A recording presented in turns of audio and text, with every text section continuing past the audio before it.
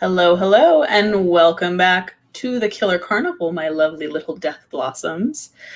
I am the reason that the FBI agent who monitors your internet activity will be pulling a double shift tonight, and the future ghost with the most, Vivian Noir. And this week's subject was, per your guys' request. There's a lot to cover here, and a lot of it is very disturbing. We're about to venture into some dark territory, my little lambs, with depictions of murder, sexual violence, and torture.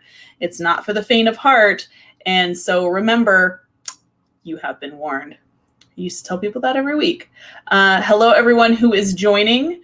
Hi, Max. Hi, Cassie. Hi, Lab, Jessica, Daniel, Conry, everybody who has joined. Thank you for joining so far. Let's get into it, shall we? Have the lambs stopped screaming, Clarice? May or may not be the only Hannibal Lecter impression I do this evening. Hi, Frank. So when you stand at a towering 6'9", it might be safe to say that your perspective on the rest of the world might be, well, a little bit different. And that's the understatement of the century for Edmund Kemper, who would be known after his auspicious surrender and capture as the co-ed killer. Police had been on Ed's trail after the murder of his mother in her own home, no less. And no doubt with his unmistakable appearance and personal connection to the crime, he wouldn't be able to lay low for long. It was at a phone booth in Pueblo, Colorado, that Edmund Kemper would place a call to the Santa Cruz, California Police Department and spill his guts. More or less. And Ed didn't stop talking. He could have only copped to the final two murders, that of his mother and her friend. He didn't have to confess to the 6 hitchhikers, as there's no physical evidence or any hint of his involvement that tied him to these crimes and any of this mysterious deaths. They had stumped Santa Cruz police for years. But Ed had a lot on his mind and seemed to be glad to get rid of the secrets that he'd kept buried for so long. So Ed talked, and the police listened. And because he did talk, we know a great deal about what motivates such a predator and what strange fantasies and thoughts occupy his mind. Kemper's involvement with Robert Ressler and John Douglas from the burgeoning behavioral sciences unit of the FBI would teach thousands of agents to come what to look for when hunting a serial killer. But we're getting a little ahead of ourselves, lovely viewers. Let's go back a bit to where this all began. I have to share my screen really quick. I'm going to get better at this, smoother transition, you guys. And then a gun is in the car, hidden. And this craving, this awful, raging, eating feeling inside. I could feel it consuming my insides, this fantastic passion. It was overwhelming me. Edmund Emil Kemper III's childhood followed a parallel pattern of many other serial killers, starting with the disconnect and discord in the home. His parents, Clarnell and E.E. Jr., had a turbulent relationship, to say the least. His mother was an alcoholic. His dad was just basically emotionally disconnected from the home. He'd been a veteran of World War II and had worked on nuclear projects, and said that testing of the bombs and things like that were child's play compared to spending time alone with his wife. So if that gives you any kind of idea of the difficult nature of this relationship, somebody that would rather endure a nuclear bomb blast than spend time with his wife. Well, that kind of spells it out a little bit. They would separate when Edmund was 9 and would subsequently divorce 4 years later. Edmund seemed quite attached to his father, the only other male figures in the household, with a domineering mother and sisters. So his dad was the only male in the home. And he just kind of tried to latch on to that as best he could. And he would seek out that missing father figure in a series of subsequent stepfathers, but none of them seemed to fill the void. He was belittled by the dominant female figures in his life, and he was constantly reminded of his disconcerting and ever-growing size, even as a preteen. His mother and father were both quite tall, so Ed was very tall. He was constantly reminded of the fact from his mother that he was basically a freak and a mutant and was weird. So yeah, she's not Mother of the Year material. No, not at all. Not at all. Electric Pagan. She's not a nice lady. And we'll get there. Like this is not off to a good start, as you can tell. As Edmund grew older, he was banished to live in the basement, as sharing a room with his sister suddenly became like unseemly. Like his mother did not trust him not to hurt his own sisters. Now, before you start making unfortunate Harry Potter and the Giant Murderer parallels about this poor sad sack being shoved off to live in a basement, it wasn't without some genuine motivation, because his parents did have some causes for concern. And to his parents' credit, they did try. They were actually involved in his well-being and upbringing more than most may have been, or most, most parents of serial killers weren't usually as involved and as hands-on with Ed as his parents were, even despite being separated and estranged and divorced eventually. Ed was difficult, to put it politely. He was socially awkward and seemed unwilling to reach out and make friends, very introverted, very shy. He was also petrified of being physically harmed or beaten up by other boys, despite the fact that he was generally twice the size of most of his classmates. So a weird kind of dichotomy with his size, but yet the fact that he was still so like afraid of everyone and so socially awkward, I guess, and like just like, I guess for lack of better terms, weird. But it goes beyond the normal being shy weird. We'll see how that gets there. So this is not just normal like outcast, I didn't have any friends in high school weird. This is a whole other level of weird. His parents' divorce had definitely left an emotional wound on Ed's psyche that seemed to refuse to heal. Instead, it began to fester into something truly unhealthy. He killed the family cat at 10. He would continue to torture and kill animals throughout his youth. And he began to entertain fantasies that melded together sex and violence, even from a young age. Ed's mother would find him completely unmanageable. So Ed was sent at his own request, and he did run away at a point to live with his father and stepmother in Los Angeles.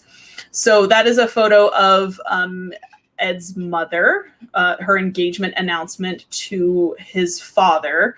Again, it was not a healthy marriage. It did not last it lasted long enough, I guess, to have several children, but it was tempestuous to say the least.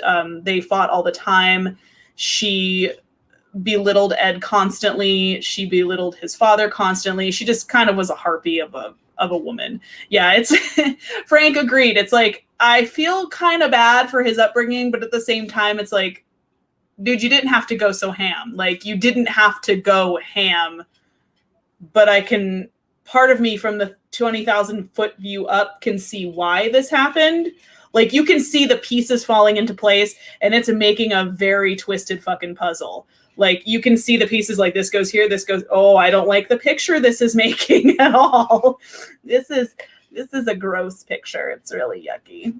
So his father and stepmother would find Ed just as strange and threatening. So he did not stay for very long before being packed off to live with his paternal grandparents, Maud and Ed Kemper Sr., at their 17-acre ranch in North Fork, California in the winter of 1963. Ed was not pleased to be left at the farm, hoping to be returned home once the holidays had ended. Instead, he was re-enrolled in school and did, while he was on the farm, start to make some positive progress. Teachers and classmates found him quiet, almost meek. The situation at home with his grandparents was peaceful but tense. It was not an easygoing relationship. They found Ed's nature strange and disconcerting, as did like most people in his life, apparently.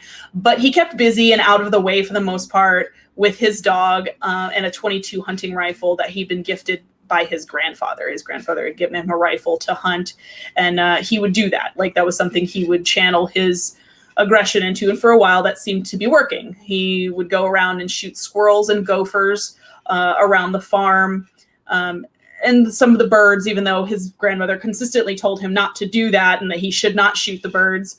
But at the end of the school year, he did get to return home to his mother and sisters in Helena, Montana, but it was a short-lived reunion, to say the least. About 2 weeks later, after Ed went home, he was sent packing back to his grandparents' farm once again.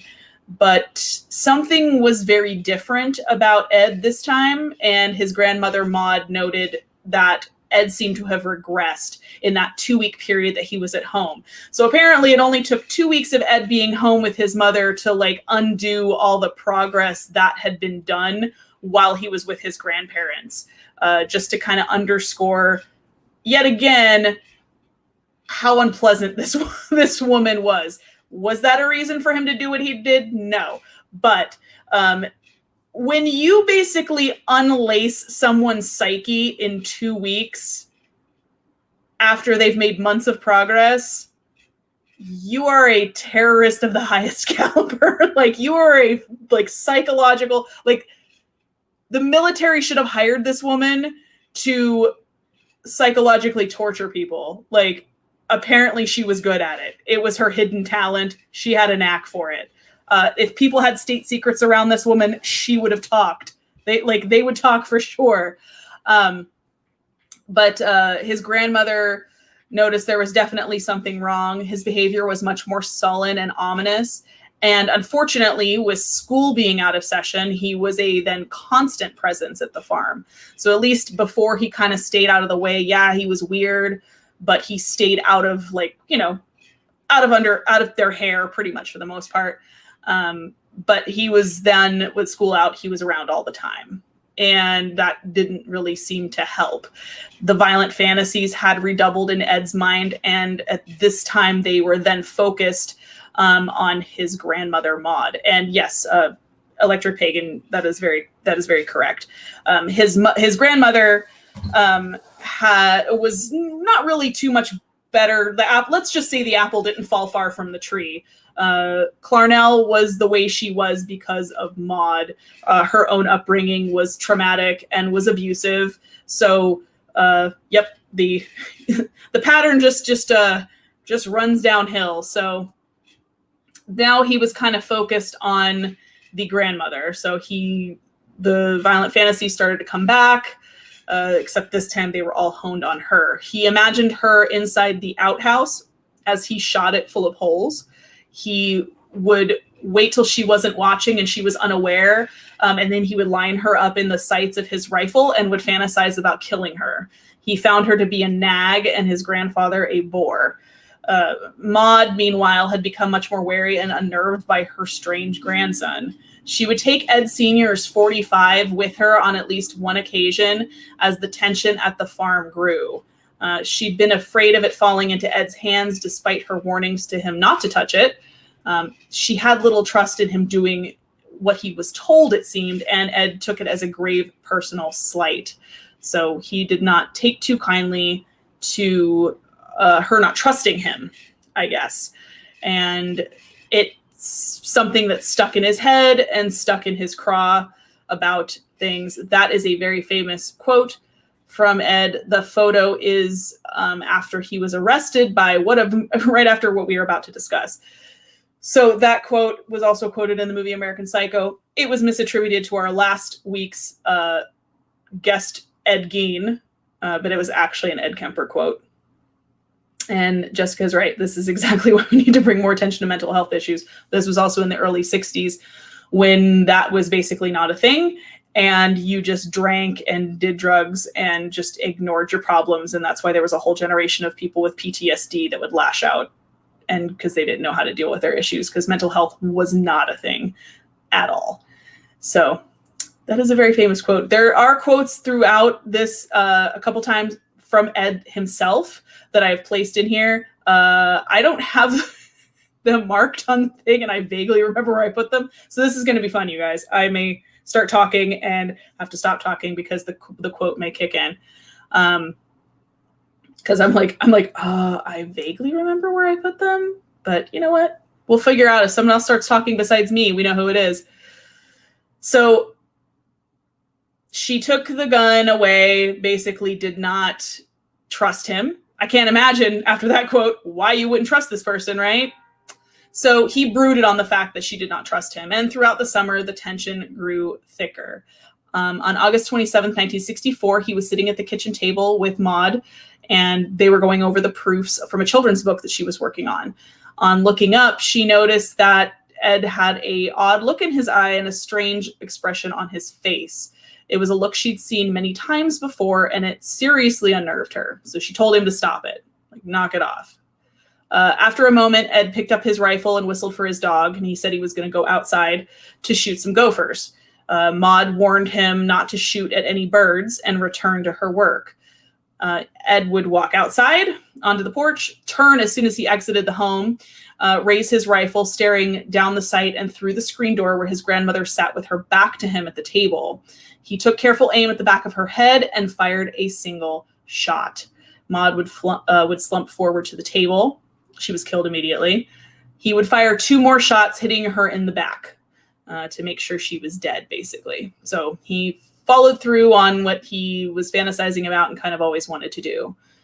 The deed done, he would come back into the house, wrap her head in a towel, and drag her body upstairs into the bedroom. Within a few moments or minutes of his wife's cold-blooded murder, Edmund Sr., his grandfather, would return home from buying groceries. He was unaware of the carnage that had occurred inside. As his grandfather began to unload the groceries from his truck, Edmund set to finish out the job he had started. He raised the rifle, took aim, and shot his grandfather in the back of the head. So, yeah, this was a photo that was taken. That photo there was taken after he was arrested for that. I'm going to pause right there because that is a photo of all his victims. Not all of them. There's a couple missing. His grandparents are not depicted in that photo array. There's one other victim that is not on there. But psychologist Donald Lund, who interviewed Kemper at length, would say of the murders of his grandparents that, quote, in his way, he avenged both the rejection of his father and his mother. So that was kind of like the theory behind it, was that he was angry at his parents.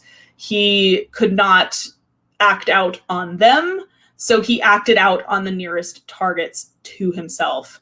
He had aligned his grandfather and his grandmother with his parents in his mind, and that's who he wanted to really get revenge on. They just happened to be near. So while the rage inside of him was quieted for the time being, Edmund Kemper found himself dismayed, not because of what he had done, but because he knew he would inevitably be caught. His grandparents were not the sort to just up and take a vacation or to leave home with no notice. Their friends and family would take immediate notice of their disappearance. Confused and scared, Ed called his mother in Montana, who advised him to call the local sheriff. He was arrested and taken in for questioning, and it did not take him long to confess to both murders of his grandparents. He admitted often fantasizing about killing his grandmother, and that the subsequent murder of his grandfather was a quote-unquote act of mercy so that the old man did not have a heart attack upon discovering his dead wife. Uh-huh. Sure, Ed. Act of mercy, and I'm the Queen of England. Sure. Whatever you got to tell yourself, Ed. Edmund was incarcerated basically until it was decided what to do with him. He was examined by a psychologist and found to be psychotic and paranoid. So the youth authority in California remanded him to the custody of the Atascadero State Hospital for treatment. He was admitted there on December 6th, 1964. He was only 15 years old. So if that gives you an idea of what we got coming, not off to a good start. Not off to a good start by any means. He is still a minor, y'all. He is still a minor at this point and has already killed 2 people. Because, basically. Just because. So, yeah, like, this isn't going in a good direction already. So he was basically sentenced to a mental institution, a state hospital, instead of jail or prison, because he was a minor and they just weren't really sure what to do with him. Atascadero was a secure facility, but it was by no means a prison. There were no guard towers, no intimidating officers roaming the halls with clubs or guns. One's duration of their stay was based on treatment, not penance. So you didn't just serve your sentence and then leave. You had to be treated and determined to no longer be a harm to yourself or society to be released. Ed, who had a remarkably high IQ. It's documented of being about 145 to 149, which puts him in the genius category. He was given a battery of tests and he began to gain a certain insight, if not into the nature of his own crime, but into what others thought of that crime. One victim let me back in the car. I locked myself out. She opened the door for me. My gun was under the seat. What in the hell am I doing telling you that? Am I a masochist? Am I looking to be tormented further? I'm trying to show you just how awful this got, how commanding these rages got. So that was Ed talking about, he has done extensive interviews, in fact, and that was him talking about the fact that because he looked the way he did and nobody really expected this giant kind of quiet guy to be what he was, and because he got very good at putting on a front of being normal, one of his victims let him back in the car. They were about to be killed and they didn't feel threatened by him at all. He locked himself out. That person probably would not have died, and they let him back in the car. That's where serial killers shine, unfortunately. They are very good at being charming and getting people to trust them, which is exactly what happened at the hospital. So he didn't accept actual responsibility for his actions, claiming that it was beyond his ability to control his rages and urges. But he quickly learned the language of treatment and the appearance of recovery. He got very good at fooling staff and doctors into thinking he was intending to get well. He took pride in doing a good job, and doctors took favorable note, since sociopaths, which Edmund was diagnosed as being during his time at Atascadero, were generally found to be reluctant and uncooperative. So he was pretty much the opposite. He pretty much did whatever they wanted him to do. He did it with gusto. Like, he did it. They were like, jump, and he was like, how high, sir? So they were like, oh, obviously the treatment's working. It wasn't, though. Ed was just really good at knowing what buttons to push and what loopholes there were. So that's all it took, apparently, to convince medical professionals that someone is not a sociopath anymore. They gave a gold star effort because he gave a gold star effort and was a good noodle. He did his chores and cleaned his room. So it's like, you're not crazy anymore. The standards must have been bargain basement low. Like, wow. Like, hey, don't murder any staff or write a manifesto in blood and feces on the walls, and we'll get you out of here in like 2 shakes. You'll be out of here by noon on Tuesday. It's totally fine. Meanwhile, Edmund was making some less than savory friends while he was at Atascadero. He got to know serial rapists who were incarcerated at the hospital, and they would share details of their crimes with him. Their crude tales of their exploits made a very dark impression. No doubt the intertwining themes of sex and violence that he already had going on in his head were then amplified because of his, developing teenage sexuality, puberty, and they would just have a grave impact on that. His fantasies would become intricate words, and intense amongst this normalized water cooler style talk of violent sexual assaults. Kemper would also take note of what the incarcerated rapists around him had done wrong, like where they had gotten caught. So they either attacked someone they knew as opposed to a stranger, or did it in a public place, or they had left behind living witnesses or evidence. All of this information was quietly filed away into the buzzing bear trap of misogyny that became Edmund Kemper's brain. Filed away for later reference, it would turn out Edmund Kemper knew where the others had stumbled, and he vowed not to make the same elementary mistakes. He would never share these details or fantasies with his doctors, though. No, to them, he behaved and minded his business and worked hard. He claimed religious conversion and could recite biblical verses from memory. Anything that would seem convincing. He was clean-cut and conservative, sheltered and intelligent. Though the world he would step out into after being released 5 years later in 1969 was a culture shock. His first reintroduction into society was at the community college near the hospital. While he was there, he was still under strict supervision of the youth authority. The new wave of hippie love culture combined with sexual freedom was a far cry from the world that he had left behind in 1964. Ed's short hair, mustache, and desire to be a police officer ran in stark contrast to the long hair and establishment-challenging hippies around him. So he definitely, not only because he was huge, 6'9", he was kind of a square and stuck out like a sore thumb. So he was easily overlooked. You know, he was too tall, but he did want to be in law enforcement. He did want to be a police officer, but because of his size, there are minimum requirements for height, apparently, and there are also maximum ones. So he was too tall to be enrolled in either the state or local police academies, which left him sorely disappointed.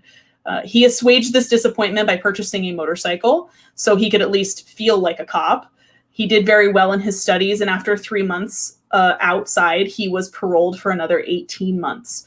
Doctors, while impressed by his progress, advised against him being returned to his mother, who seemed to be the trigger for all of this stuff. She had remarried and moved to Santa Cruz, California. But against the advice of his physicians, the youth authorities sent him straight to her and on a collision course with a violent destiny that would soon be fulfilled. Clarnell Strandberg, her new last name, having been married and divorced again from Ed's father and a couple men in between, had lived in relative peace and tranquility and held a responsible position as an administrative assistant at the University of Santa Cruz campus. The years without her troublesome, intimidating son had brought her some modicum of peace, ex-husband notwithstanding. But that peace was broken almost immediately upon Edmund's return to his mother's home. Neighbors would report loud shouting matches and fights coming from the once tranquil duplex. Edmund would claim that his mother continued to belittle and harangue him, even over the most minuscule of details, like getting his teeth cleaned. So she would just nitpick, apparently, at him. He would seek refuge at a bar called the Jury Room, a hangout for off-duty police officers and deputies. His rejection from the police academy had not dampened his interest in law enforcement, and he would while away the hours discussing the merits and drawbacks of various firearms and kinds of ammunition with the officers off duty who came to relax after their shifts. He was always respectful of them, and they nicknamed him Big Ed. So making friends with cops, plus this way he could get an inner track to, like, when I do stuff later, because it's not an if, it's a when, I know people I can go to and try to find out what they know, right? Because they trust him. It's always thinking. Kemper would bounce around between jobs at this time, but before landing one finally with the Division of Highways. His new job would allow him to move out from his mother's house, and he moved into a small apartment with a roommate in Alameda, California. Still, no matter the distance, Kemper would claim that his mother continued to belittle and berate him over just about everything he did. Not only that, but he would quickly wreck his motorcycle twice. The second time, he walked away with a broken arm and some time off of work, and with money from an out-of-court settlement from the accident, he would purchase a car that very much resembled an unmarked police cruiser. You can maybe see where I'm going with this. He would equip the car with all the appropriate accoutrements, like a radio transmitter and a microphone and a really long receiver antenna. Anything to make it look more official and thus more legitimate, like a cop car. And with his newly appointed car, you guessed it, Kemper began to pick up hitchhikers, small, pretty female hitchhikers. He would study how they reacted to him and how best to get them to trust him. He would deliver them safely to their destinations, all the while privately fantasizing about the violent acts he would indulge in when all the pieces were in place and all the proper preparations had been made. He began to outfit the car for future plans. The antenna would come off, and the passenger door would be rigged so that it would be unable to be opened from the inside. Plastic bags, knives, guns, and a blanket were stored in the trunk. Kemper seemed more than content to be patient, to pick the moment that was right. And that moment came on May 7th, 1972.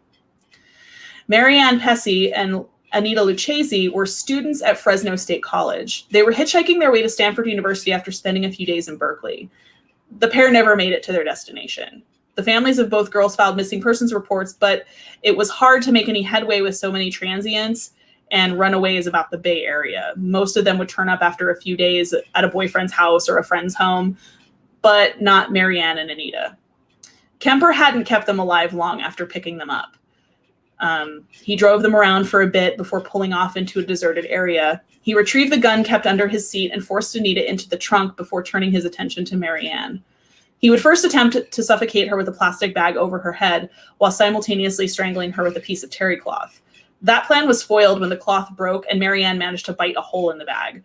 Like a boss. She was, fighting for her life. Props, mega props to this woman. Frustrated, though, and not deterred, Kemper pulled out a knife and stabbed her repeatedly, eventually finishing the job by slashing her throat. He would then retrieve a larger knife and would pull Anita from the trunk, where she would meet the same fate. For a while, he drove aimlessly around in the car with the bodies, trying to figure out what to do with them.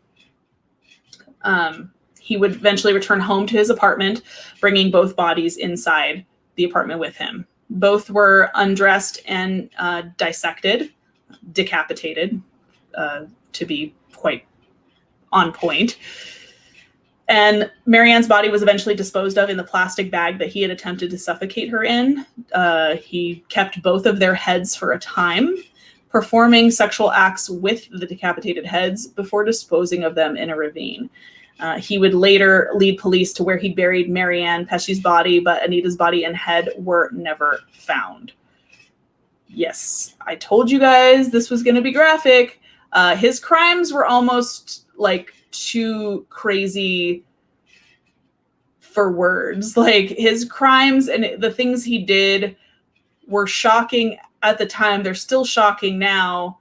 They almost don't sound real. It almost just sounds too out there to be real, but unfortunately was very real. No one would suspect clean-cut Edmund Kemper of anything, so he continued to hunt. On September 14th, 1972, he would pick up Aiko Koo, who you saw her picture earlier, and she was in the profile with the 6 other victims. She was a 15-year-old dance student who was on her way to a class. She'd gotten tired of waiting for the bus and had instead decided to hitchhike, though her instincts were heightened the moment she got in the car with Kemper, and she seemed to catch on to his plan and panicked. He convinced her instead that he was going to use the gun to kill himself, so she kept quiet and did not try to flag police down and draw attention to them. She would be not harmed. He would let her go. That was a lie. He would drive into the mountains and turn off the main road, parking somewhere out of sight. He would tape her, Aiko's mouth shut and attempt to suffocate her by placing his thumb and index fingers in her nostrils. She would pass out from lack of oxygen, only to wake up a few moments later. Kemper would suffocate her a second time, which the second time seemed to prove successful. He would then take her from the car, lay her on the ground where he sexually assaulted her, and then strangled her with her own scarf. When he was absolutely sure she was dead, he loaded her into the trunk of the car and drove away from the scene to a local bar for a couple of beers and then back to his mother's house. Occasionally, he would open his trunk, stop the car to gaze at his conquest. Later that night, he'd return to his apartment with Aiko's body in tow. He'd place her on his bed. He dissected her like the others, disposing her head and hands separately from the rest of her body. Very little of her remains would be found. So he was very careful with making sure that there was nothing left really behind of his crimes. He was very careful to again, he had taken all these extensive notes.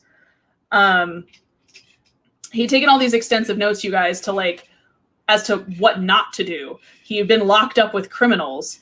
And so not only did he have a criminal mind himself, but he got locked up with people who got caught. So he literally just took notes on like, okay, how the heck do I not get caught? And sadly was pretty good at it. So it all kind of bends back, like we said, about his mother. This was a picture of his mother and her friend, who were actually his last two victims. Ed said multiple times that the women he went after, the women he targeted, a lot of times were co-eds, worked at the campus, worked at the college that his mother worked at. It was like a way to get back to her, like back at her. He really wanted to kill her. He was killing her every time he was killing someone.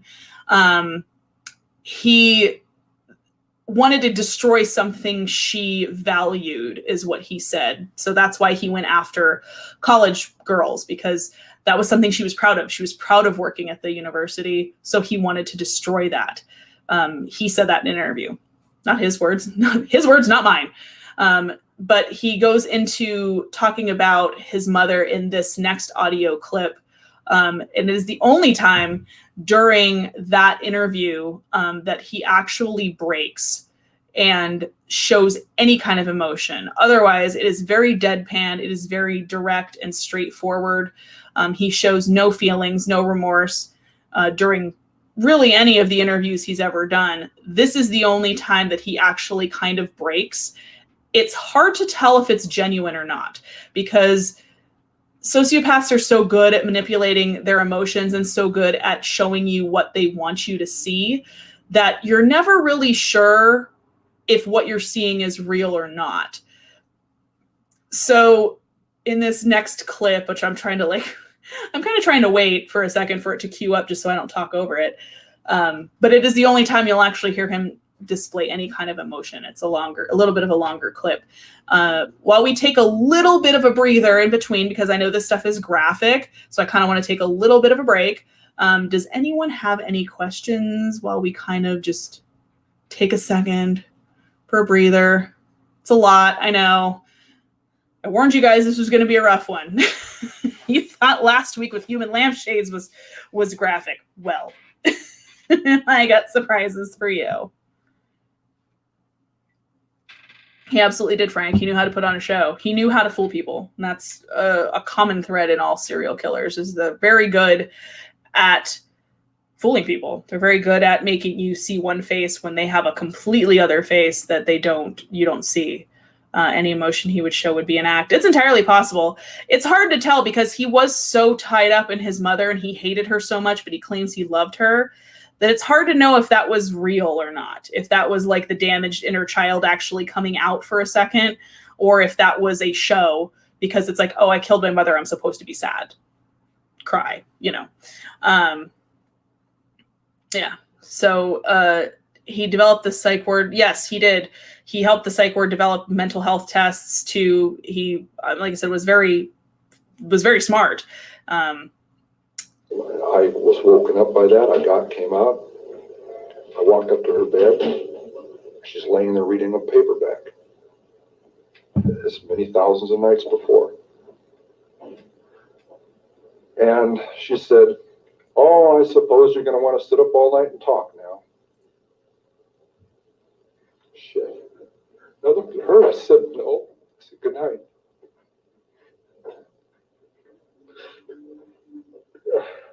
And I knew I was going to kill her, And I'm so cold, it's so hard. And that's the first time in 10 years I've looked at it that way. I mean, that intensely, that honestly. It hurts. Because I'm not a lizard, I'm not from under a rock. I came out of her vagina. See? Came out of my mother. And in a rage, I went right back in. For 7 years, she said, I haven't had sex with a man because of you, my murderous son. It's one of our arguments. I cut off her head, and I humiliated her corpse. So there, you know, a 6 young woman dead because of the way she raises her son and the way her son is raised, the way he grows up. And what's her closing words? I suppose you want to sit up all night and talk. God, I wish I had. So that is the only time that Ed actually breaks and shows any kind of emotion. And I'll use that in quotes because we never know for sure, right? It very much could be something that like, this is where I'm supposed to be sad. I killed my mother. I'm supposed to be sad here. And scene, basically. So 4 months would pass before Kemper would kill again after killing Aiko Koo. He managed to get his hands on a .22 caliber automatic pistol despite having a criminal record. His fear rose eventually that police might catch on to him being in possession of illegal possession of a firearm because he was a felon.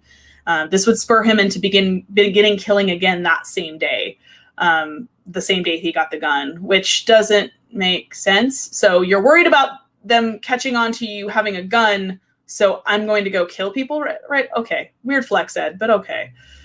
On January 8th, 1973, he would pick up Cindy Shaw and drive into the hills near Watsonville. He would force the young woman into the trunk and shoot her in the head with his new gun. The bullet would lodge in her skull. He would return to his mother's house with his victims, having recently moved back in with his mother from his apartment. And when his mother left for work the next morning, Kemper would have sex with Cindy's corpse. He then dissected her in the bathtub and take great care to remove any traces of evidence that he may have left on her body, even going through the pains of removing the spent bullet from her head, like taking it out and taking the severed head and burying it in his mother's backyard. In a dark twist of humor, Kemper would bury Cindy's head facing upwards toward his mother's bedroom, since Clarnell always, quote, wanted people to look up to her. I don't know if that's the worst pun of all time, but it's up there, y'all. Savage, Ed. Savage. Savage burn. He would dispose of the body parts by placing them in plastic bags and throwing them over a cliff, but authorities would find the remains within 24 hours. They kind of caught on to this one quickly. So perhaps the net was starting to close around Kemper, but he seemed to be unfazed. He didn't seem very concerned. He seemed very confident in the fact that he did not leave any physical evidence behind, had been very careful. So within a month, he killed again. On the night of February 5th, 1973, Kemper and his mother had a huge blowout fight, which caused him to storm out of the apartment, sending him keyed up and ready to hunt after, out into the world. He picked up Rosalind Thorpe at a gas station and chatted with her for a short time before picking up another hitchhiker, Alice Liu. She got in the car without hesitation, Alice did, seeing Rosalind already in the car. So she already saw a woman in the car and figuring it was safe. She got in the car. Plus, there was a prominently displayed UC Santa Cruz University parking sticker on the car because Ed's mom worked there. So at the time, because there were already alerts going around of missing hitchhikers and things like that, so campus police and authorities were telling women, don't hitchhike, number one. Number two, don't get in any cars that aren't they were encouraging them not to get in strange vehicles, but they were if you have to get into a vehicle, get in one with a sticker on it, like the college sticker, only go with other students. Well, that kind of backfired because they didn't realize that the murderer's mom worked at the school, so his car had a sticker on it. So they basically just kind of led him right, right into that. And plus, he didn't look like. People had a very distinct picture of what monsters looked like at that time, as to what psychopaths looked at that time. And Ed did not look like that. He did not look like a creep. He did not look like the leering monster in the shadows. But as you'll notice, and many of you already know, serial killers rarely do. They rarely look like that. You would not get any victims if you looked like a hunchbacked, drooling, creepy weirdo. If you look normal, you get people to get in your car. So they rode around for a while, Rosalind, Alice, and Ed. And this time, Kemper didn't even stop the car to do the deed. He drew Rosalind's attention to a lovely view off the passenger side. And as she looked, he slowed down the car down, drew the gun, and shot her in the back of the head. Quickly, he would turn the gun on Alice in the back seat, shooting her several times. But she was not quite as fortunate as Rosalind and did not die immediately. He would deal the fatal shot once he got out of town before pulling aside and then transferring both bodies to the trunk. He stopped for gas, then returned to his mother's apartment before quickly making an excuse to leave again, this time for cigarettes. Once outside the apartment, he would pull the car to the street. Now, yeah, listen. He pulled the car to the street and opened the trunk. There are 2 dead bodies in said trunk. And he even said on this last one, he's like, there are multiple times that I should have gotten caught, but I didn't. So it's just like, it's one of those like, was fortune just smiling on you, Ed? Like, what the hell? You opened the trunk in a public street with dead bodies in it. He beheaded both victims while they were in the trunk. And the next morning, he would bring Alice's body inside and have sex with it in his room. He would then bring Rosalind's body upstairs following to remove the bullet lodged in her head, as he had done with his previous victim, Cindy, in order to remove any trace of ballistic evidence. He would dispose of the bodies in the same fashion he had the others, the head and hands dispersed separately from the rest in order to minimize the chances of identification. This is a photo, a pretty famous photo of Kemper after he confessed, talking to one of the detectives, having a cigarette with them. And even the detectives said at the time, the ones that interviewed him, everybody that talked to Ed Kemper said they liked him. That they liked him. He was a fun guy. He was fun to talk to. Like, he was charming. They liked chatting with him. They almost liked him. Makes you kind of very concerned, doesn't it? He even says that they were like, well, how did you learn how to trick the police? How did you learn how to trick the cops and like fool the police? He's like, from crime shows. He watched a lot of police procedurals and documentaries. So he's like, he's like, you're going to think it's funny. He's like, but television. He's like, I watched shows and like, this is what you do and you don't get caught. Like, you don't do this, don't do that. You know, don't fall for this trap when they ask you this question. Like, I know what they look for. So he basically just, educated himself not only from asking actual criminals, but from watching television was a big portion of it. That's how he learned he knew what the cops would ask. He knew the procedures for it. He knew how things went and what to say and what not to say. So it's a little, something to think about. Yes, charismatic. For sure. So Clarnell Strandberg, but Nate Kemper, seemed to never suspect her odd and irascible son of such acts of depravity and carnage. But while he unnerved her, she likely never thought that she would become one of his final victims.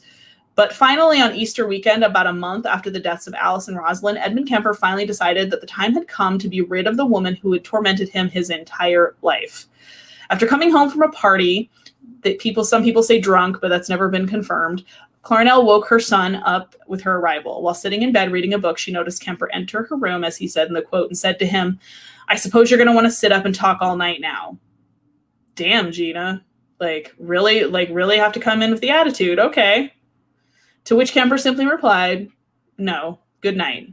He waited for her to fall asleep before returning to the room with a claw hammer. He bludgeoned her with it several times before slitting her throat. And in a mockery of her constant abuse of him, an act that even Kemper's voice would break at for the only time during his tape confession, which you guys heard earlier, he would admit to having sexual intercourse with the severed head before placing it on a mantle and screaming at it for an hour.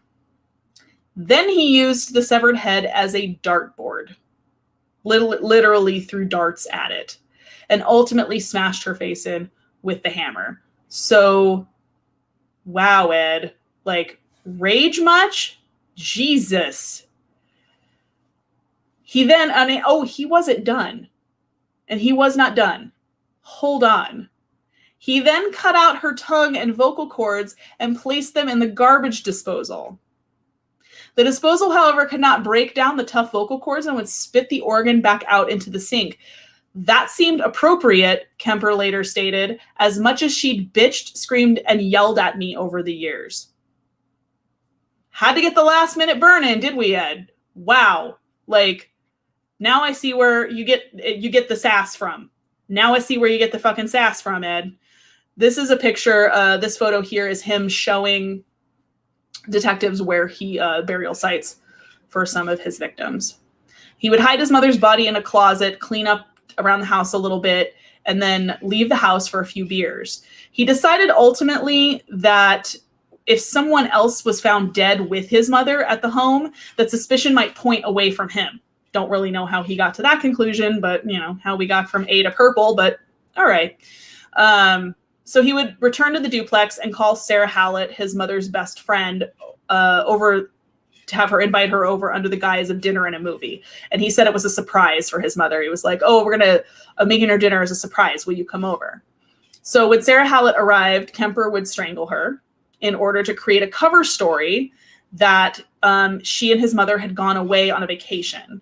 He then would attempt to have sex with Sarah's body before storing it in a closet, leaving a note on it that read, approximately 5:15 a.m. Saturday. No need for her to suffer anymore at the hands of this horrible, murderous butcher. It was quick, asleep, the way I wanted it. Not sloppy and incomplete, gents. Just a lack of time. I got things to do. Unquote. That was the note. Kemper would then tidy up the home one more time, and he would flee the scene. First in Sarah Hallett's car, but then he got paranoid that somebody would notice that the car was stolen, or that was her missing car, and he didn't want to be discovered in it. So he would then abandon the car, Sarah's car, at a gas station in order to switch to a rental car. He made some excuses to he needed something fixed and just ditched it at the station and just never came back for it. He would drive nonstop to Pueblo, Colorado from Santa Cruz, California, taking caffeine pills to stay awake for the 1,000-mile journey. He was stopped once for speeding, but was calm and collected when he was pulled over. He paid his fine and was allowed to move on. This sounds a lot like Ed Bundy. Wow, I just combined two serial killers into one really terrible thing. Ted Bundy did get pulled over as well when he was on his flight after he had escaped from jail. He'd gotten pulled over multiple times and got let go multiple times. So, yep. You can smile and be charming. You yourself can get out of anything. And that just kind of proves it. So he drove all night, basically, to Colorado. And he had 3 guns words. Yes, Ed. We have 2 Eds back to back. We had Ed last week and Ed this week. I was losing a grasp on something that was too violent to keep inside forever. Watch out for Eds, guys. As I'm sitting there with a severed head in my hand, talking to it, or looking at it, and I'm about to go crazy, literally. I'm about to go completely flywheel loose and just fall apart. I say, wow, this is insane. And then I told myself, no, it isn't. You're saying that. And that makes it not insane. Yeah, okay, we'll go with that, Ed, sure. You're talking to a severed head. Edmund. Baby, no, what is you doing? You're talking to a severed head and you threw darts at it and you did all sorts of other fucked up shit to it. Outside of wearing it as a hat or as a cod piece, I'm like, dude, what the hell, Ed? And then it was like, I said, this is insane. And then went, no, it isn't. I'm talking about it.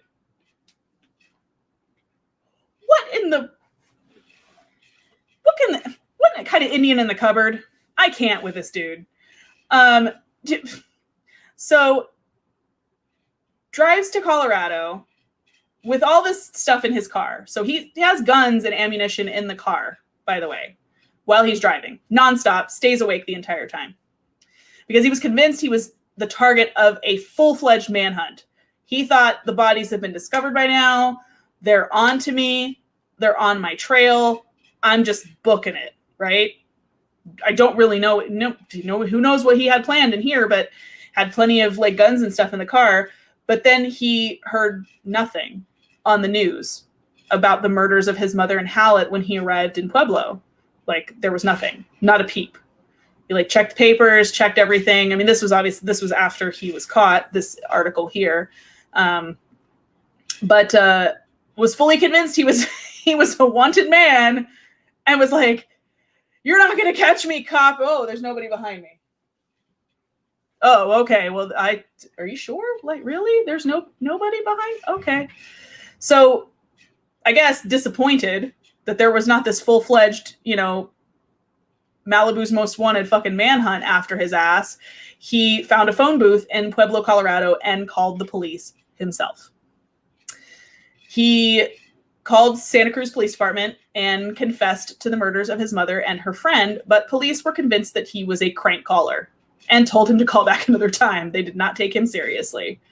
Several hours later, Kemper would call the Santa Cruz police again, and this time asked to speak to an officer that he knew personally. He would make his confession a second time and wait for the authorities to pick him up. Once he was finally in custody, Kemper seemed more than eager to talk and continued his marathon confession, admitting to the murders of the 6 missing hitchhikers. When asked later why he turned himself in, since no suspicion was on him at all, and as to any murders, he said, quote, "The original purpose was gone. It wasn't serving any physical or real or emotional purpose. It was just a pure waste of time. Emotionally, I couldn't handle it any longer. Towards the end there, I started feeling the folly of the whole damn thing. And at the point of near exhaustion, near collapse, I just said to hell with it and called it all off," unquote. He's also said that he basically the reason that he killed, the whole reason he killed, the crux and the catalyst for all of this was his mother. And once she was dead, like, it was done. That was it. Like, once she was gone, the reason for the killing was over and the rage was sated and never came back. So that was also a huge reason behind it, is that he said that, yep, when she was dead, like, I just didn't want to do it anymore. There was really no point because it was her I was killing the whole time. And then when she was dead and out of my life, well, we good, fam. This is a photo of the police digging up remains and things like that and looking for discarded remains. So he, of course, was then arrested. They actually did believe him that time. And he was indicted on 8 counts of first-degree murder. His public defender thought the only defense would be attempting an insanity plea due to the nature and explicit detail of Kemper's confession. He also attempted suicide twice while he was in custody. 3 court-appointed psychiatrists found him to be legally sane. One of the psychiatrists, Dr. Joel Fort, investigated his juvenile records and the diagnosis that he was once psychotic. But Fort also interviewed Kemper, including while under the influence of a truth serum, and relayed to the court that Kemper had engaged in cannibalism, alleging that he sliced the flesh from the legs of his victims, then cooked and consumed these strips of flesh in a casserole. I mean, if you're going to do it, I guess a casserole is the way to go. I hope it was in a Pyrex dish. Otherwise, blasphemy. Nevertheless, Fort determined that Kemper was fully cognizant in each case and stated that Kemper enjoyed the prospect of infamy and being labeled a murderer. Kemper then did later recant the confession of cannibalism, but nobody knows for sure if that's, true or not, or if he ended up like, he should have made jerky. Just saying. Tacos. Why not? Because carnitas. Hear me out. Street tacos. Leg street tacos. Hear me out. California used the McNaughton standard, which held that for a defendant to, quote, establish a defense on the grounds of insanity, it must be clearly proved that at the time of committing the act, the party accused was laboring under such a defect of reason from a disease of mind as to not know the nature and the quality of the act he was doing. If he did know it, that he did not know what he was doing was wrong. That's the actual standard. That is the McNaughton standard for establishing a defense on the grounds of insanity for California. However, Kemper appeared to know of the nature of his acts and that he knew that they were wrong. He'd also shown malice aforethought. So basically out the window with any kind of insanity defense. On November 1st, Kemper took the stand. He testified that he killed the victims because he wanted them, quote, for myself, like possessions, unquote, and attempted to convince the jury that he was insane based on the reasoning that his actions could have only been committed by someone with an aberrant mind. He said 2 beings inhabited his body and that when the killer personality took over, it was, quote, kind of like blacking out. Sure, Ed. Nobody bought that shit. Much like the ugly sweater on a clearance rack, nobody bought it. On November 8th, 1973, the 6-man, 6-woman jury deliberated for 5 hours before declaring Kemper sane and guilty on all 8 counts. He himself asked for the death penalty, requesting death by torture, which I don't know, Ed. Did you get a menu? Were you handed a, like, these are our methods of execution, sir. Which would you like for this evening? We're currently running a special on lethal injection. That's a buy one, get one. And the electrocution, to die for. You don't get to choose, Ed. That's not on the menu. It's not a selection. It's not a thing. For such a smart person, that was a really dumb thing to say. Really dumb question. Just saying. However, at the time that he was sentenced, the death penalty had been overturned by the Supreme Court in the United States. So no states were doing it. There was a moratorium placed on capital punishment. And he instead received 7 years to life for each count, with these terms to be served concurrently, and was sentenced to the California Medical Facility. In the California Medical Facility, Kemper was incarcerated in the same prison block as other notorious criminals, such as Herbert Mullen and Charles Manson. Kemper showed particular disdain for Mullen, who committed his murders around the same time and in the same area as Kemper. He described Mullen as, quote, just a cold-blooded killer, killing everybody he saw for no good reason. When you get slammed by another serial killer for your method of killing, was that shade? Was that Kemper being shady? Was he just like, well, I guess you could just like kill anybody for no stupid reason, but whatever. At least I had a reason because my mother was fucking psycho. You're just gross. Classy, trashy. Like, I was like, pop off, sis. Okay. Like, wow, Ed, really? Like, okay. Coming out the gate hard with that one. So Kemper manipulated and physically intimidated Mullen, who stood at 5'7". He was a full foot shorter than Kemper. And he said, Kemper in a couple interviews basically said that he was that kind of guy that little man syndrome, sort of, I guess, where he was like, he didn't like big guys. He was intimidated by big guys and was just immediately physically intimidated and didn't like him. So he said Mullen had a habit of singing and bothering people when somebody tried to watch TV. So I threw water on him to shut him up.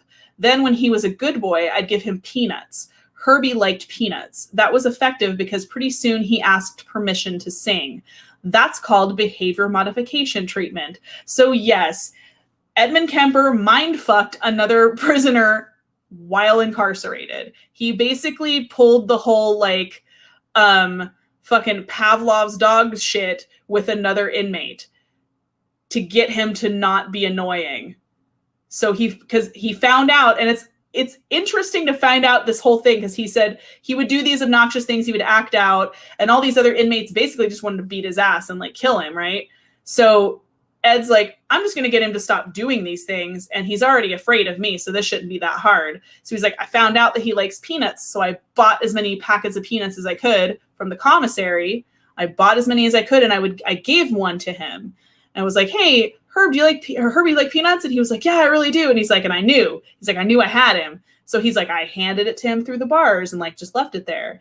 He goes, so when he was good, I would reward him with peanuts and be like, hey, I have plenty. Like, he's like, you have any left? He's like, yeah, no, just keep eating them. They're good. I got plenty for you. And then when he was annoying, he would wait. He would let the other prisoners across tell him where he was at in the cell, because they were in cells next to each other. So Kemper could not see where Herbert Mullen was at in his cell. So he would get the other prisoners across the way to tell him, oh, is he in his bunk? Oh, is he at his desk? So he had a clean shot at him. So when he was being annoying and would be loud, he would throw water on him. Pretty soon, he basically started asking permission. And I'm like, that is how you mind fuck somebody and manage to do it while in jail. That is impressive and a little terrifying. So what became of Ed Kemper, you ask? Well, he's still alive, ladies and gents. He remains among the general population in prison and is considered to be a model prisoner.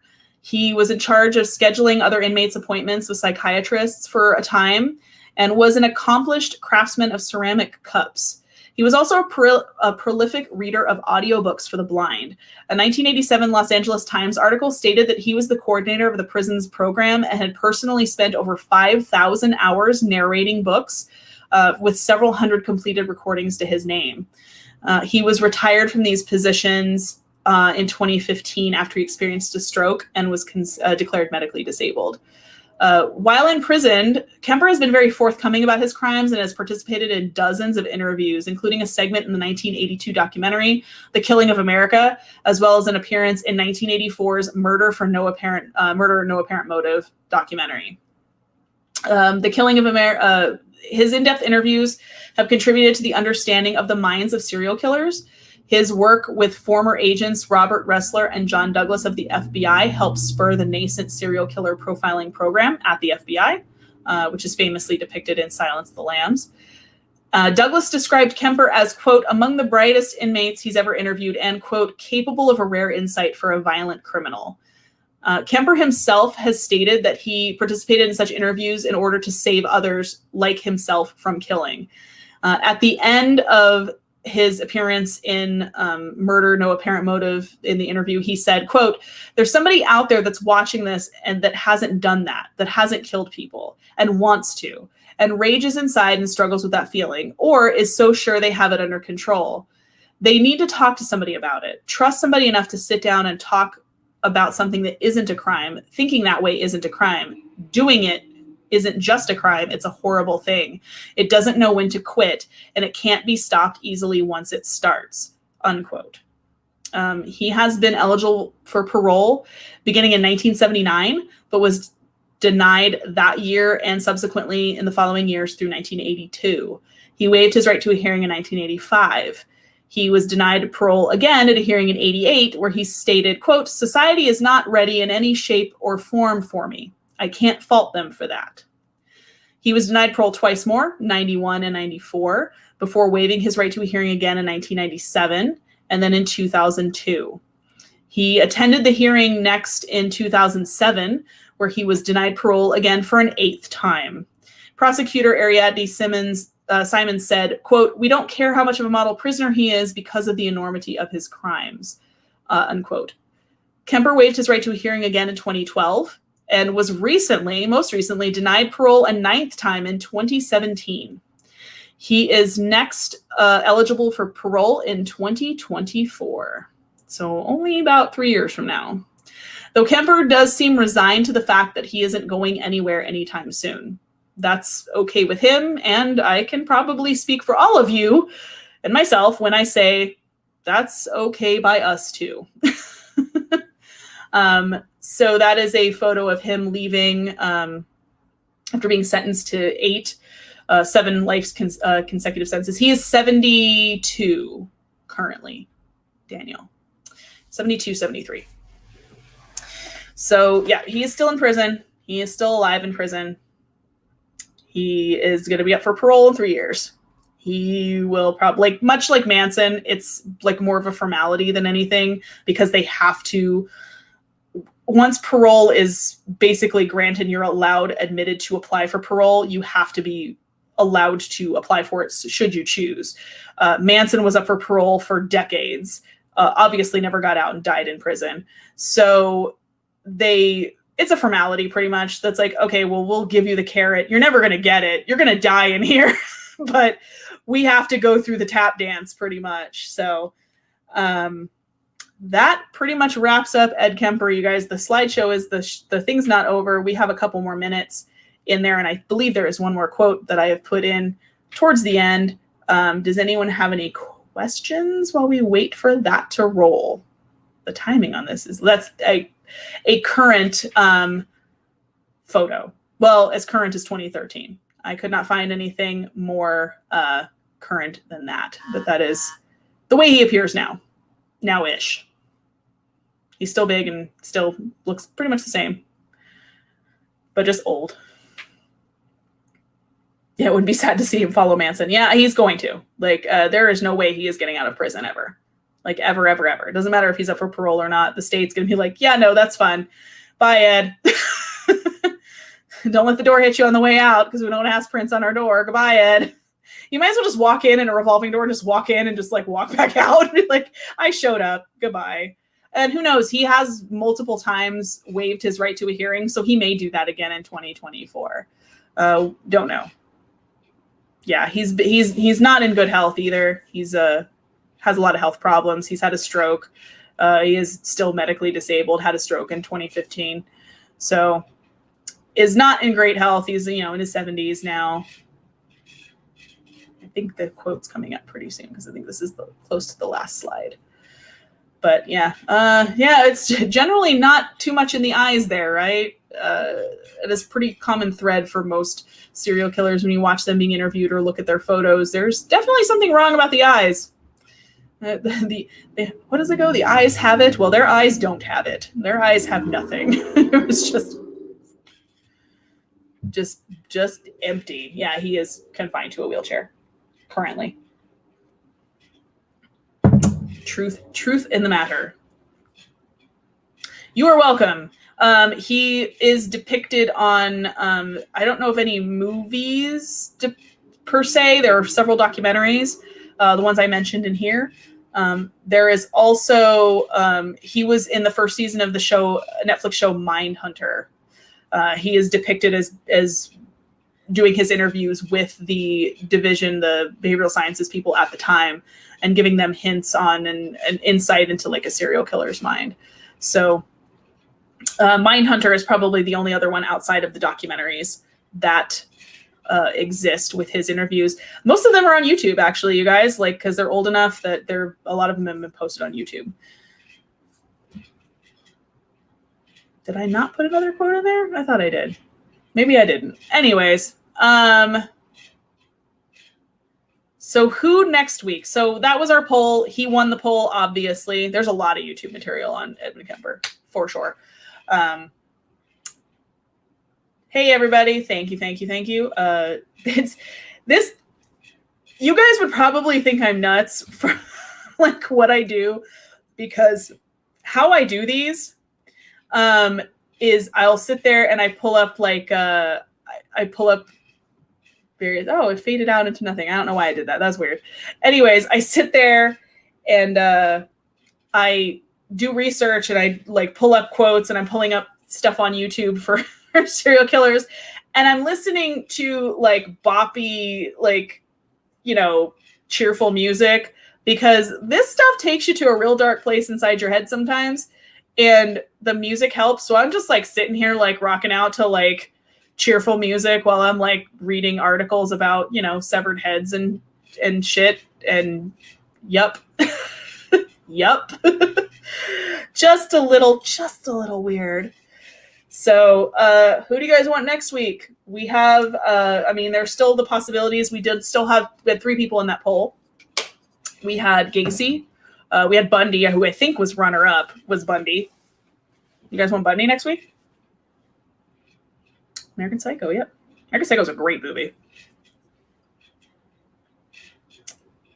Hello. Waiting for the things to catch up. The comments are very far behind. DJ Blue said Night Stalker. Ramirez, that's a good one.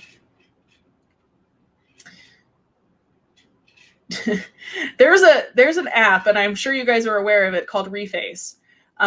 There is a clip on there from American Psycho, the whole hip to be square clip where he's getting ready to chop a guy and he's got the tarp on. I may have put someone's face on that I have on my phone, and I cried laughing at it. I cried laughing because it's really creepy, and really I was like, this works way too well and I hate it. I hate it. Take it back. I really hate it. I'm not going to tell you whose photo it is. You guys can probably guess. Bundy, if I have Zac Efron as a guest, that would be amazing. That would be amazing. Bundy, I've already done. You want to do Bundy? Okay, we'll do Bundy. Let's do, so we'll do Bundy, and then we can do creepy fucking clown, Gacy, because he was another one. He was third runner-up. So we'll just go 1, 2, 3. We'll go Kemper, Bundy, Gacy, and then we'll do Night Stalker. How about that? How about we do Ramirez after that, and then Son of Sam after that? Also, I don't know if you guys have noticed. I mean, I think most people would, dude. Like, if I had Zac Efron on here, like, my subs would be through the roof, for sure. I know some of you saw my photo. Yeah, that's why I hate clowns. Well, here, to be fair, Gacy also never killed anyone dressed as a clown. That's a whole other thing. My shirt, which is amazing, and I love it. You guys have seen it. It's on Instagram. Yes. So it is the Unsolved Mystery shirt that I have on is made by Western Evil. It is a website, westernevil.com. They do a lot of punk themed kind of stuff. This is the Black Dahlia, which is my favorite unsolved murder mystery of all time. So you have the before and after photos. At the bottom of the shirt, it says it has the Dahlia letter, the one that was sent to the police with the letters cut out.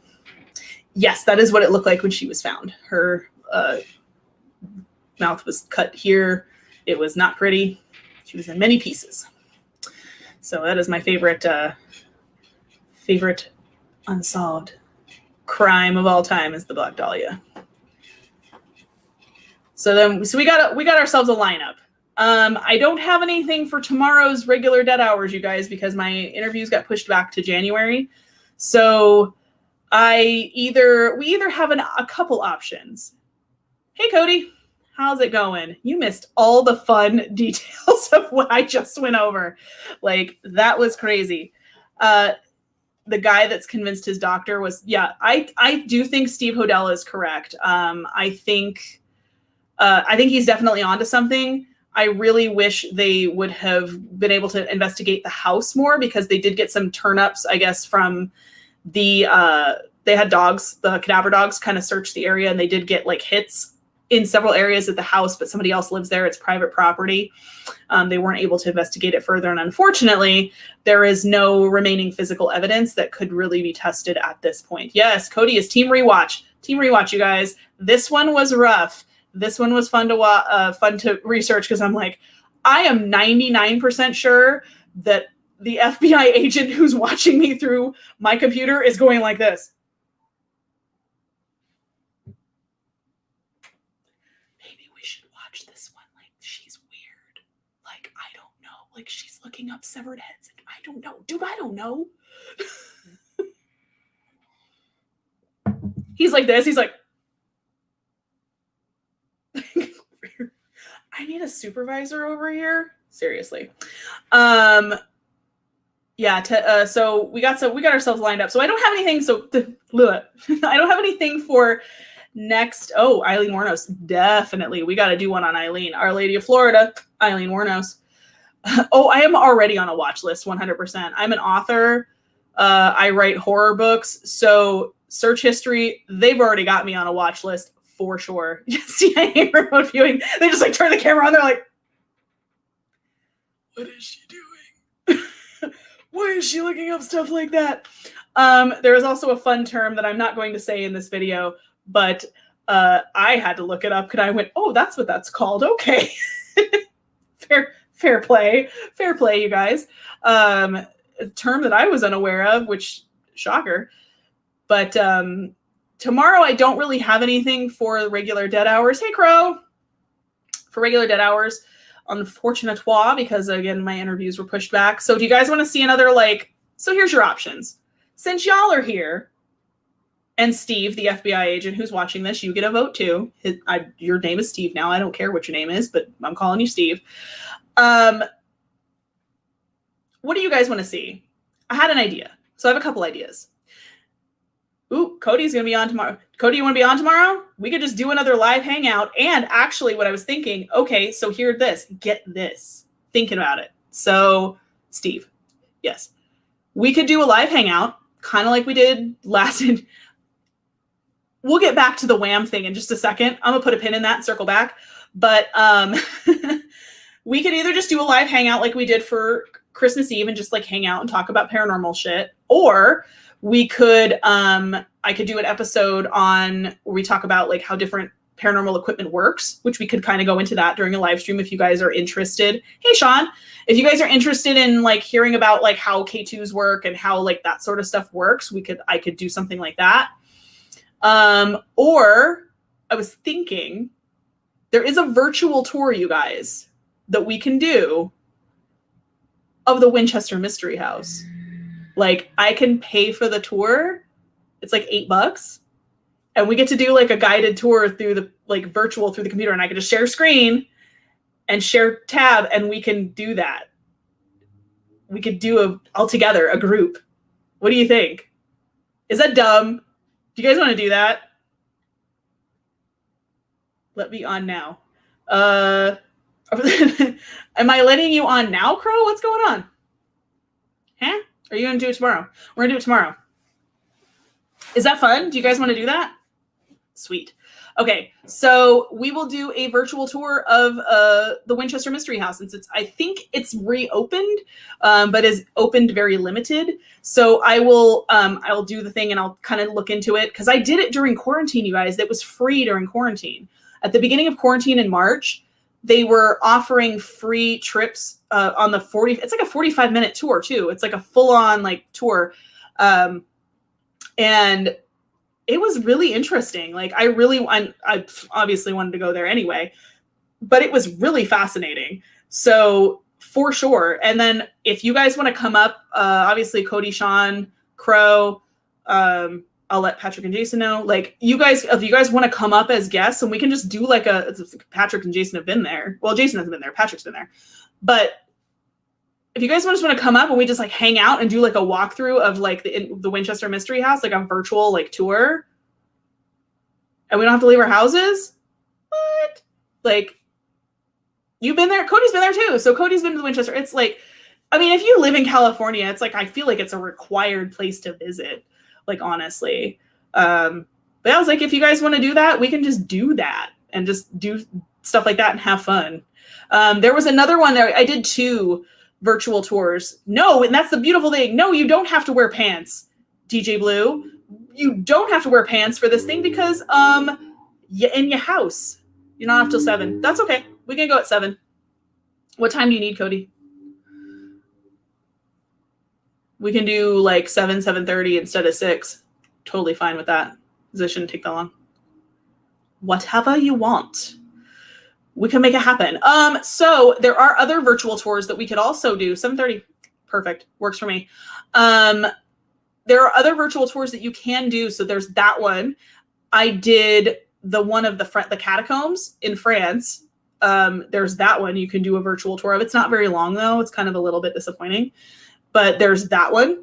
I did a virtual tour of Pripyat, which I don't know if you guys are familiar with. That's the town outside of Chernobyl that is still abandoned, that still has nobody living in it. Nobody is able to live there for probably the next 200 years because it is so polluted with it's so polluted with radiation. But you can do a virtual like Google Map tour of it. You can also do one of the Dracula's castle. Let you know. Crow, hold on. God, Jimmy Christmas, Crow. Give me a second. Let me send you the fucking link. Hold on. PJ party. Yes, PJ party. We totally can. Do you guys want to have a pajama party? We're going to have a pajama party at the Winchester Mansion. This is amazing. I was like, do you want me to let you? I was like, if you want me to let you on, I will. Do not threaten me with a good time, Crow of Judas, because I will send you that link right the fuck now. Do you want it? DJ Blue says, let Crow on. I need his sexy voice. I'm pretty sure that's like, I got to give the peoples what they want. That's what I'm saying. If you want that link, I will send it, dude. Yeah, we're going to have a pajama party. Totally. Pajama party at the Winchester Mystery House. Boom. It's happening. Tomorrow, 7:30 on the dead hours. And then maybe for some other ones, when I don't have things booked, we can do other virtual tours if you guys want to do some of the other ones, or if I find other cool ones. All right, we're sending Crow a link. Hold the phone. Hold up. So what I'm going to do, I am going to, yes. God damn it, Cody. I'm I'm going to end this stream, but I'm going to start another one that's just an after hours one. So you guys are going to get a notification. So I'm going to end this one. So because we're at like an hour and a half, and I'm going to start up a new one. Okay. Meet me back here, y'all, in 5 minutes. 5 minutes. 5. I'm counting. That is a way to get subscribers. I'm not lying. All right. 5 minutes, you guys. I'm going to send a separate, you're going to see a separate link come up for another live. Sending it out. Got it. You guys ready? All right. We're doing this. Let's go. All right. Thank you guys for joining me. We're going to see you guys tomorrow, and I'm going to see you guys in 5. Stay spooky.